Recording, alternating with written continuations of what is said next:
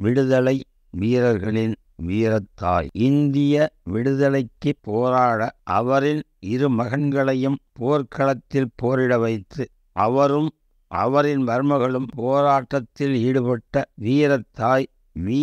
அம்மாவின் 101வது நினைவு ஆண்டு 2024. இந்திய விடுதலை போராட்ட வீரர்களான முகம்மது அலி, ஷவுக்கத் அலி சகோதரர்களின் தாய் வி. அம்மாவின் இயற்பெயர் ஆபாதி பானு சாஹிபா. இவரின் கணவர் அப்துல் அலி கான் வி.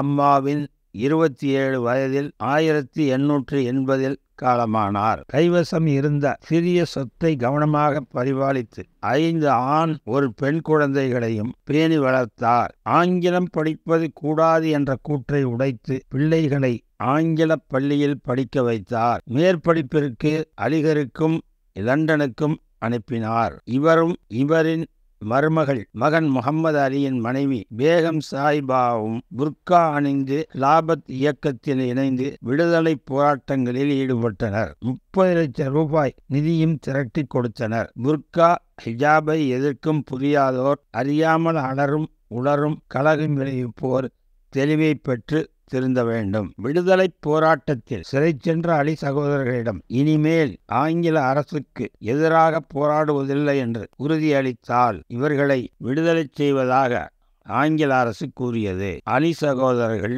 மறுத்துவிட்டனர். ஆங்கில அடிவருடிகள் இந்த உறுதிமொழியோடு பி. அம்மாவிடம் அணுகிய பொழுது இவ்வாறு உறுதி கொடுத்து அலி சகோதரர்கள் விடுதலை ஆனால் பி. அம்மா அவர்களின் இரு கைகளாலும் இருவரின் கழுத்தை நெரித்து கொன்று விடுவேன் என்று சூளுரைத்தார். ஆங்கில அடிவருடிகள் அலறி எடுத்து ஓடினர். அந்த அடிவருடிகளின் வாரிசுகள் தான் வீராப்பு பேசி வீண் குழப்பம் விளைவிக்கின்றனர் என்று. பி. அம்மா அவர்களின் 72 வயதில் 1924 இறந்தார். அவர் விரும்பியபடி அவர்களின் உடல் கதர் துணியில் கவனிடப்பட்டு அதாவது போர்த்தப்பட்டு நல்லடக்கம் செய்யப்பட்டது.